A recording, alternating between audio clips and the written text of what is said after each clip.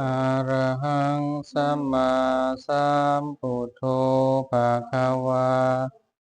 พุทธังภะคะวันตังอะภิวาเทมิสวากขาโตภะคะวะตาธัมโมธัมมังนามัสสามิสุปฏิปันโนภะคะวะโตสาวกสังโฆสังฆังนะมามินะโมตัสสะภะคะวะโตอะระหะโตสัมมาสัมพุทธัสสะนะโมตัสสะภะคะวะโตอะระหะโตสัมมาสัมพุทธัสสะนะโมตัสสะภะคะวะโตอะระหะโตสัมมาสัมพุทธัสสะพุทธังสรณังคัจฉามิธัมมังสรณังคัจฉามิสังฆังสรณังคัจฉามิทุติยมปิพุทธังสรณังคัจฉามิทุติยมปิธัมมังสรณังคัจฉามิทุติยมปิสังฆังสรณังคัจฉามิตติยมปิพุทธังสรณังคัจฉามิตติยมปิธัมมังสรณังคัจฉามิตติยมปิสังฆังสรณังคัจฉามิ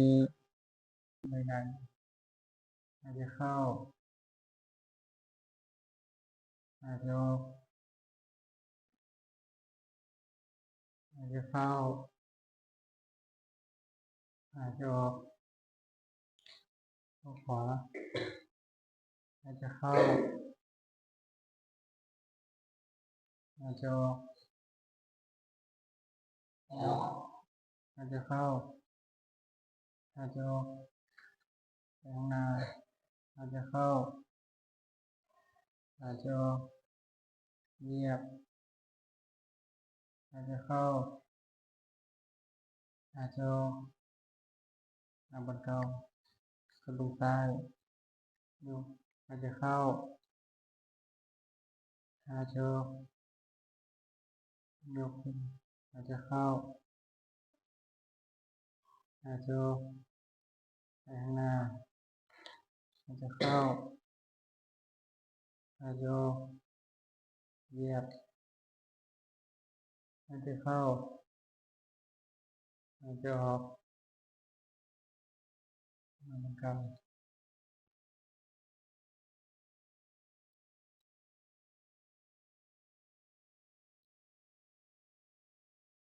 หายใจออก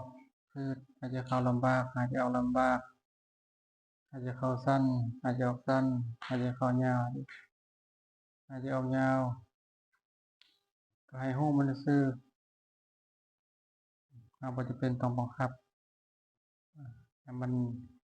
ได้ตามใจของเรานะคือหมายถึงว่าเราอย่าไปบังคับแต่ว่าสิ่งที่เราเฮ็ดก็คือเราพยายาม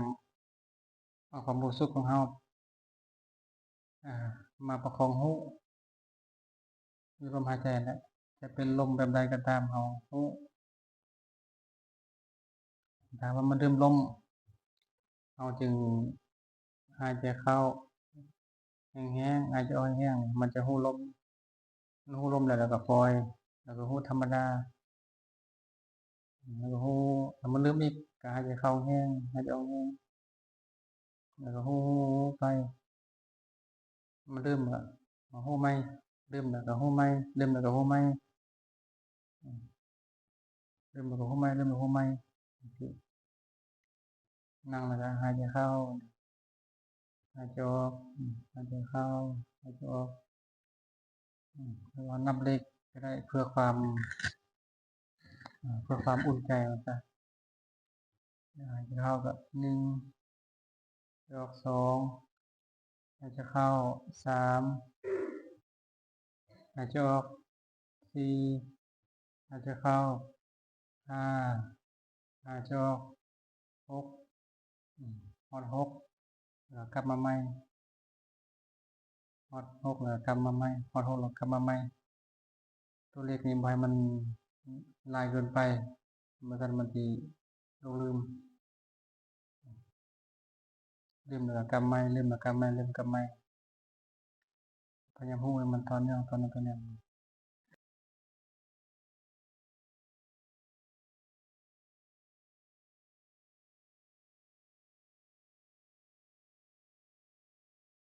็เห็นเลยเห็นเลยเห็นยังนั่งหลับตาละมืดเลยบางคนเนี่ยนั่งหลับตาแล้วก็เห็นแสงสว่างก็มีรับแต่มันสว่างเลยคือก็ว่ารับเนี่ยบ่ได้มืดเลยรับเนี่ยสว่างคือดอกไฟเนาะดอกไฟมันสว่างแบบใดรับตาก็สว่างแบบนั้นบอกเอามือตาเห็นดอกไฟสว่างเนาะสว่างรับตาก็สว่างคือเก่าเลยสว่างทางในนะทางในมันสว่างมันบ่ได้มืดเลยคือเอารับตาละมืดบอกมืดมีพอได้มืดนี่ก็มืดว่ะแต่เขาก็ยังจับลมบ่รู้สึกทั้งลม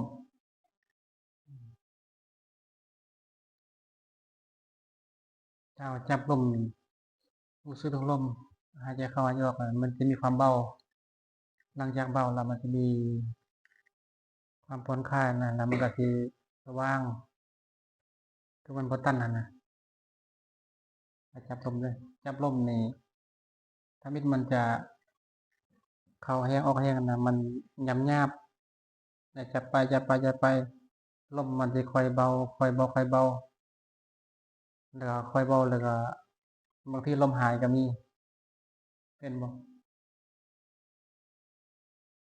จับลมหายใจนะแล้วลมหายบ่เป็น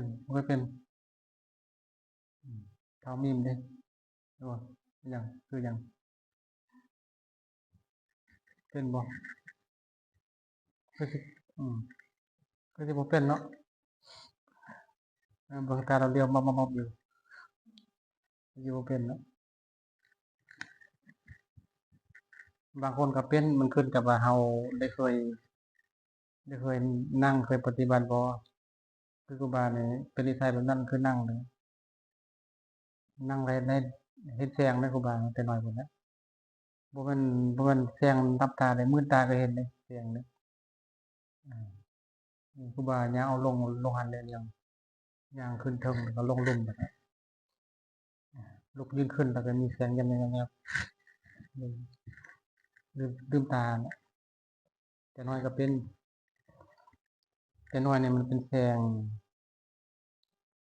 ห้องกินน้ำเคยเห็นบ่เห็นห้องกินน้ำเป็นสีห้องนั้นมีลายสีอย่างนี้สีเขียวสีฟ้าสีแดงสีเหลืองสีขาวนะมันคือแบบนี้นะแต่วันสีมันมีสีแดงสีอื่นแดงห้องกินน้ำเต็มท้องฟ้านะเต็มหมดแล้วเดียวไปก็เต็มไปนอนเลยจะเห็นว่านั่งแต่ว่านั่งแต่น้อยก็บ่ฮู้หยังนั่งไว้ซื่อมีพามาก็นั่งไต่เทียนมาไต่เทียนนี่เข้าไปอยู่ในเกียร์เฮือนแล้วก็นั่งก็ได้นั่งซื่อๆแล้วนั่งเบิ่งเทียนถ้าเราเห็นแสงสว่างเนี่ยแสดงว่าเราเคยนั่งมาก่อนเคยนั่งมาก่อนเราเคยฝึกมาเราเนี่ยฝึกมานี่ผู้ที่จะมีปัญญาผู้นั่งสมาธิเด้ผู้ที่นั่งสมาธินี่จะมีปัญญาที่บ่เห็นทางตันนั่นน่ะไปทางใดมาทางใดมันก็คล่องคือมันบ่ได้คร้านนะ เจอเรื่องราวมาก็สามารถแก้ปัญหาได้คลายปัญหาได้บ่ตกอับมันนะอยู่ไสก็เห็นทางสว่างหมดนะจ๊ะเอานั่งเด้ผู้ที่มักนั่งภาวนานั่งมีปัญญามีความรู้แหละปัญญาก็เลยเรียนน้อยเดียวก็เข้าใจฟังน้อยเดียวก็เข้าใจเฮ็ดน้อยเดียวก็เข้าใจสิเป็นจั่งซั้นสำหรับผู้ที่เคยนั่งสมาธิ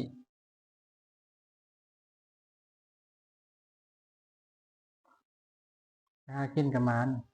อยู่หากินกับหมานเด้ต้องรักเด้ที่จริงทางสว่างนี่บ่แม่นว่าเฮาไปฆ่าสัตว์นี่ไปหากินนี่สิเบิ่นสมมุติว่าไปฆ่าสัตว์ไปใส่แฮวใส่เบ็ดนี่นะบ่แม่นมีปัญญาอะไรแบบนั้นเด้ปัญญานี่มี2ประเภทเด้ไอ้ปัญญาที่เฮาหากินได้เวลาไปหาปลาบ่หาปูฆ่าสัตว์นะหรือว่าเก่งอะนะเก่งในการตัวในการขโมยในการใช้วิธี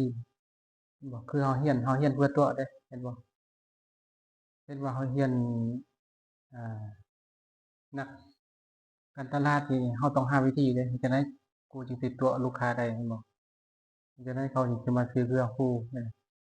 เรียนวิธีตัวหมดเลยอันนี้ก็เอาปัญญาปัญญาแบบที่1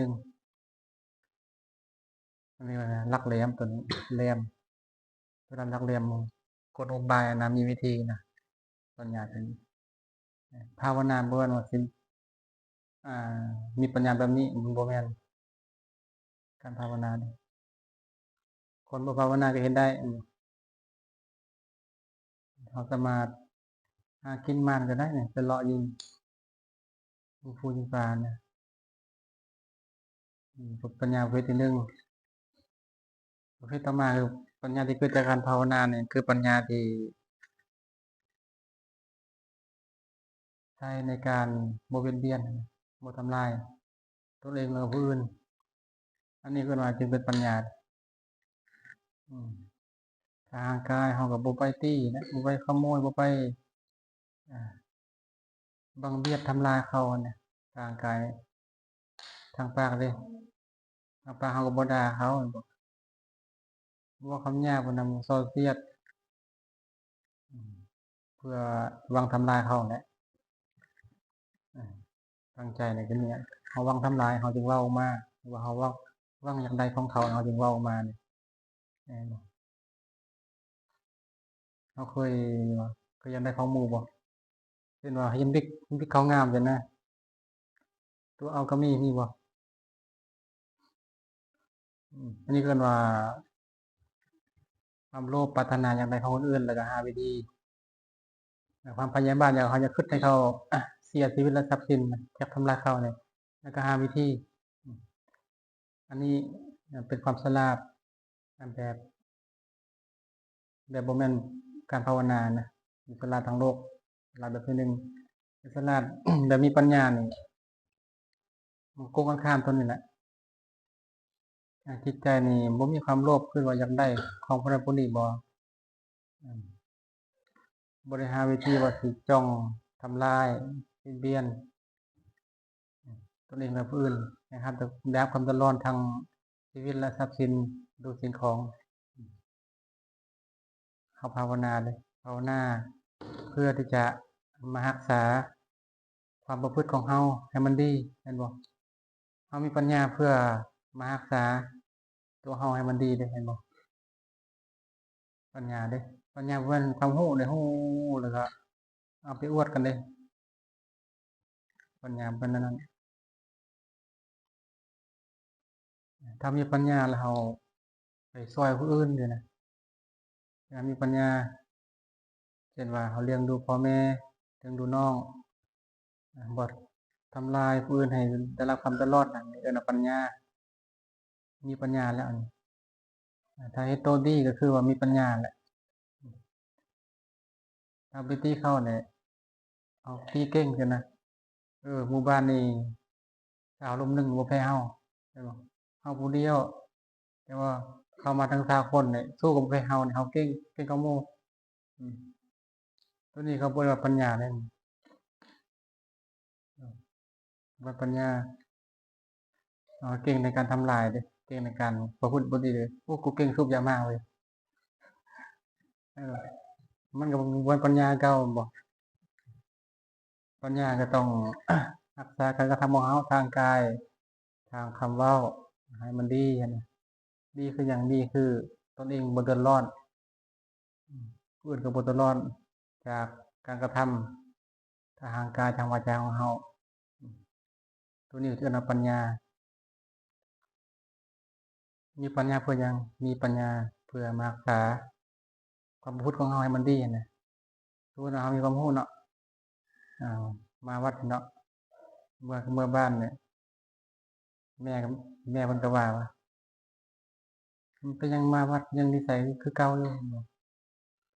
นิสัยคือเก่าอยู่ดื้ออยู่ยังตีน้องอยู่ตีหมู่อยู่กินเหล้าก็แสดงว่ามาบ่อนวัดแม่นบ่เพิ่นก็จะว่าแบบนี้อืมเจ้ามีปัญญาแล้วก็นิสัยเฮาก็มาปรับเปลี่ยนเอานิสัยตัวที่ดีมาใช้นิสัยตัวที่บ่ดีขับไปเอิ้นว่าคนมีปัญญาปัญญาแบบนี้เด้ปัญญาบ่แม่นความรู้เด้อปัญญาเวลาข้อยตีเก่งกว่าหมู่อยู่นี่นะข้อยรักเก่งกว่าหมู่อยู่นี่ข้อยโต้เก่งกว่าหมู่เนี่ยบ่ปัญญาเดะมันเป็นความรู้ซื่ออืมแต่ปัญญาในทางพุทธศาสนาในทางการนั่งสมาธินี่ทางที่พระเพิ่นสอนนั่นน่ะคือปัญญาที่นำมาใช้ความประพฤติของตัวเองนั่นแหละทางกายบ่ไปทำร้ายเขาทางวาจาบ่ไปทำร้ายเขานิสัยดีขึ้นนั่นน่ะเรียกว่าปัญญาแบบนี้เรียกปัญญาแม่นบ่ปัญญามันหยังรู้บ่ปัญญาบ่แม่นอยู่กับตำราเป็นความรู้ซื่อแม่นบ่แม่นบ่เท่าหยังเท่าเสื้อสีขาวนะตาทะชื่ออ่านยากเลยเนาะทะอืมข้าพเจ้าขอตั้งจิตด้วยเดชะบุญที่พวกข้าพเจ้าได้กระทำในวันนี้ขอให้ข้าพเจ้าจงมีความสุขขอให้พ่อและแม่ของข้าพเจ้าจงมีความสุขขอให้ญาติพี่น้องหมู่เพื่อนเจ้ากรรมนายเวรของข้าพเจ้าจงมีความสุขขอให้เราเทวดาและสรรพสัตว์ทั้งหลายจงมีความสุขอย่าได้เบียดเบียนอย่าได้พยาบาทซึ่งกันและกันจงพ้นจากทุกข์ทั้งปวงด้วยเถิด